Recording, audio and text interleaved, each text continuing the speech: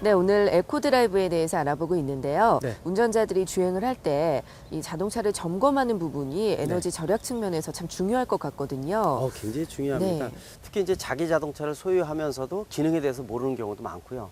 특히 운행하는 것도 중요하지만 자동차 관리를 어떻게 하느냐에 따라서 에너지 절감, 또 이산화탄소 저감 굉장히 중요하고 특히 안전 측면에서도 의미가 있기 때문에 기본적인 관리 방법에 대해서 전문적인 건 아니더라도 기본적인 것은 알아둘 필요가 있다고 분명히 강조할 수가 있습니다. 네. 네. 저 같은 여성 운전자들은 사실 본인 여는 것도 어떻게 여는지 잘 모르거든요. 맞습니다. 네. 엔진룸을 연다든지 트렁크 리드를 연다든지 또 트렁크 속에 뭐가 들어있는지도 모르거든요. 그래서 제가 오늘 설명드리는 것은 엔진룸을 여는 방법부터 트렁크를 열고 그 다음에 엔진룸 속의 기본적인 소모품에 대한 부분 어디 위치에 뭐가 위치되고 있고 또 전문적인 건 아니더라도 기본적으로 이 정도쯤은 알아두게 되면은 비상시라든지 또 관리 측면, 절약 측면 여러 가지 의미가 있다고 분명히 보고 있기 때문에 그런 부분을 오늘 중점적으로 가르쳐 드리겠습니다. 네. 대부분 앞문 쪽에 보게 되면은 문에 직접 붙어 있는 부분들이 트렁크 리드, 트렁크를 열 수 있는 이 스위치가 붙어 있습니다. 그래서 이걸 당겨주게 되면은 트렁크가 바로 열리게 돼 있고요. 그 다음에 엔진 보닛을 여는 경우에는 운전석 밑으로 들어가게 되면은 운전석 발 왼쪽을 보게 되면요. 밑에 엔진 보닛을 열 수 있는 스위치가 붙어 있습니다. 따라서 이걸 한번 당겨 보겠습니다. 당겨 보게 되면 바로 1단이 열리는 걸 알 수가 있어요. 자, 열리는 소리가 나죠? 놓고 앞쪽으로 가서 두 번째 스위치를 직접 올려주면 됩니다.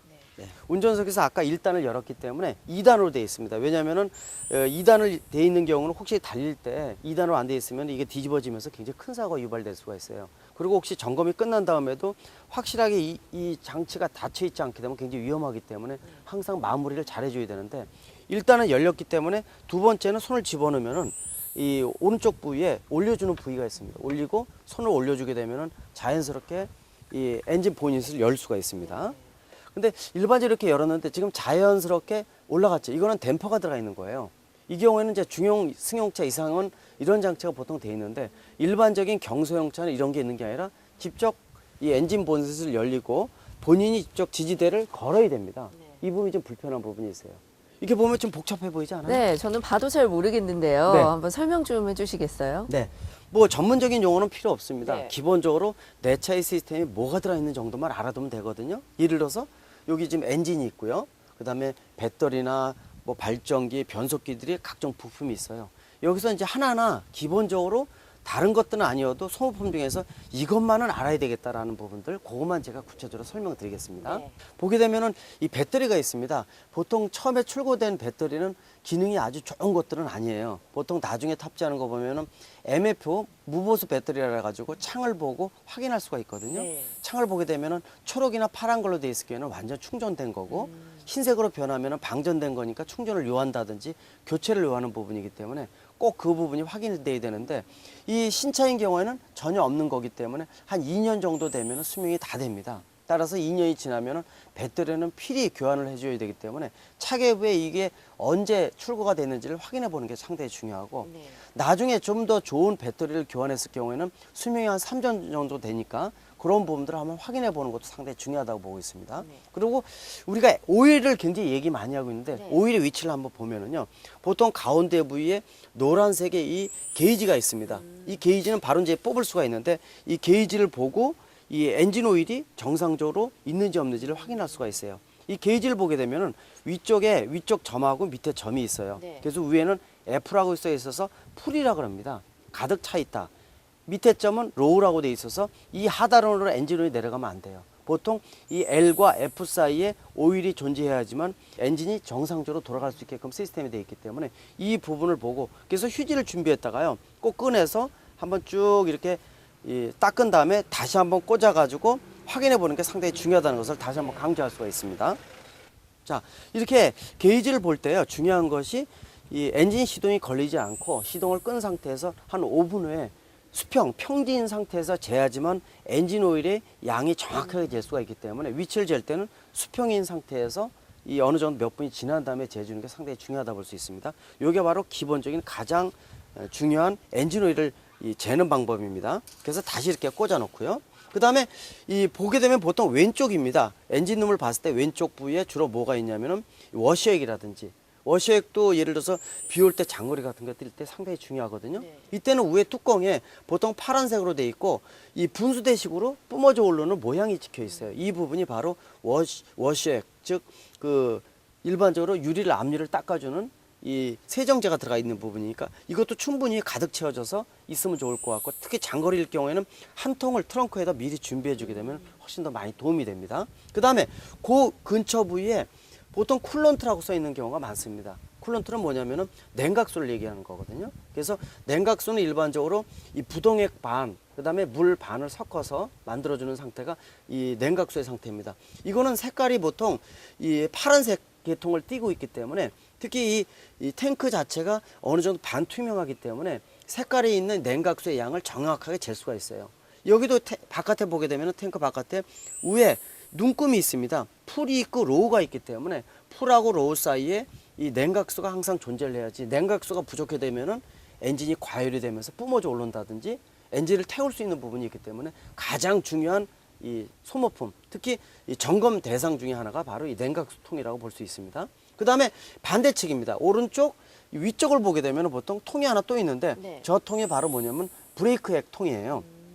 이 브레이크액 통에 들어가 있는 브레이크 액이, 즉 적게 되면은 예를 들어서 제동을 하더라도 이 브레이크가 말을 안 듣는다든지 문제가 생길 수가 있기 때문에 항상 브레이크액도 역시 높은 데하고 낮은 점 사이에서 존재를 해야 되니까 이 부분도 꼭 점검해야 되는 부분입니다. 그리고 이 지금 중형차 이상의 경우에는 이 변속기 오일 게이지를 볼 수가 없어요. 자체적으로 볼 수 있는 부분이 없는 부분도 있거든요. 있는 게 있고 없는 게 있기 때문에 자기 차에서 이러한 변속기 오일 게이지, 엔진 오일 게이지, 그 다음에 냉각수통, 워셔액통, 브레이크통, 이런 부분들을 점검을 전체적으로 할 수 있는 부분도 상당히 중요할 것 같고요. 그 다음에 차를 몇 년 쓰게 되면은 4, 5년 되면 중고차가 되거든요. 그때는 자동차의 각종 부품의 상태가 나빠질 수밖에 없습니다. 그때는 이 예를 들어서 위에 냉각수가 흐르는 이런 고무 호스들이 상당히 많이 있는데, 이런 것들이 굳어지면서 경화가 됩니다. 딱딱해진다는 거거든요. 이런 게 오래되면은 예를 들어서 그 경화된 부분 사이로 터지면서 냉각수가 셀 수 있는 부분도 상당히 많아지고 있기 때문에 이런 부분을 위해서라도 한 번씩 이렇게 점검해주고, 또 각종 부품을 흔들어준다든지 해서 이음새라든지 빠진 부위가 없는 것이 점검해주는 거 상당히 중요하고, 여기서 미심적인 부분이 있다 그러면은 역시 가까운 단골 정비업소에 가서 전체적으로 설명을 하고 또 점검을 맡기는 것도 좋은데, 맡기면서 본인이 물어보고 배우면 상당히 좋은 기회가 되니까 이런 것들도 상당히 이 기본적인 관리 방법 중에서 중요한 부분이라고 다시 한번 강조할 수가 있습니다. 자, 이렇게 엔진룸에 있는 부분을 전체적으로 점검하면 역시 이 보닛 뚜껑을 닫아야 되겠죠. 네. 닫을 때는 들고 어느 정도 세게 눌러줘야 됩니다. 그래야지만 확실히 다치지, 덜 다치게 되면은 아까 처음에 얘기한 대로 굉장히 위험하거든요. 네. 한번 세게 닫아봐 주세요. 네. 그렇죠. 이렇게 닫으면 완전히 닫힌 겁니다. 그리고 이 부분이 튀어나온 부분이 없어야지 완전히 2단이 닫힌 거니까, 이 부분이 덜 닫히게 되면은 달릴 때 굉장히 위험한 부분이 생기니까 가장 또 중요한 부분의 하나라고 볼 수 있습니다. 네, 이번에는 트렁크를 볼 텐데요. 네. 제가 알기로는 트렁크에 스페어 타이어가 있는 걸로 알고 있는데 네. 어디 있는지 정확한 위치는 모르거든요. 제가 스페어 타이어 정확한 위치를 가르쳐 드리고 네. 다른 것도 제가 가르쳐 드릴게요. 네. 자, 트렁크를 열어봤더니 제일 먼저 눈에 띄는 게 안전 삼각대거든요. 이거 항상 비치해야 된다는 거 아실 겁니다. 네. 큰 사고 유발될 수 있죠. 그래서 요거 말고 바로 바닥을 보게 되면요, 그냥 바닥 있는 것 같지만은 손잡이가 있습니다. 이 손잡이를 당겨주게 되면요, 뚜껑을 하나 열면은 바로 스페어 타이어 보이죠. 네. 근데 타이어가 두 가지가 있어요. 요새 차는요, 스페어 타이어 하게 되면은 일반 네 바퀴에 들어가 있는 타이어하고 똑같은 타이어를 얘기를 하는 거고, 또는 일반 타이어하고 좀 크기가 적고 폭도 좁은 게 있어요. 이거를 뭐냐면 컨템퍼러리 타이어라 합니다. 이거는 일반 오토바이 바퀴 같이 굉장히 작은 타이어인데 이건 임시로 쓰는 거예요. 네. 이거 끼고 멀리 달리면 안 됩니다.